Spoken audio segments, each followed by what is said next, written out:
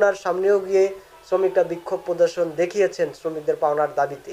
কিন্তু দুঃখজনক হলেও সত্য, এই মালিক সে বর্তমানে থাইল্যান্ডে অবস্থান করছেন, সপরিবারে বিলাসবহুল জীবনযাপন করছেন, কিন্তু তার কর্মীদেরকে সে যে পাওনা বকেয়া রেখে গিয়েছেন সেই বকেয়া পাওনা পরিশোধের ব্যাপারে সে কার্যকর কোনো উদ্যোগ গ্রহণ করেনি।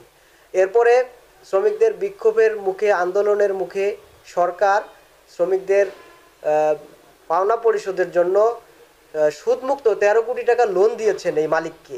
আপনারা জানেন একটা বন্ধ কারখানাকে সরকার লোন দিয়েছে, এই 13 কোটি টাকা লোনের টাকাটাও শ্রমিকদের মাঝে সমবন্টন করা হয়নি।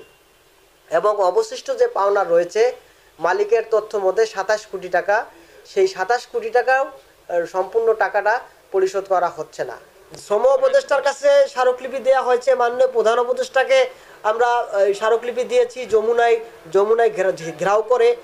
তারপরে আমরা বিভিন্ন দপ্তরে অভিযোগ দিয়েছি, অনেকবার সংবাদ সম্মেলন করেছি, অনেকবার ঘেরাও কর্মসূচি করেছি, রাজপথে বহুবার আপনার বিক্ষোভ প্রদর্শন করেছে শান্তিপূর্ণভাবে, কলকারখানা বহুবার ঘেরাও হয়েছে, কিন্তু আদৌ পর্যন্ত শ্রমিকদের পকেটে কাঙ্ক্ষিত টাকাটা যায়নি।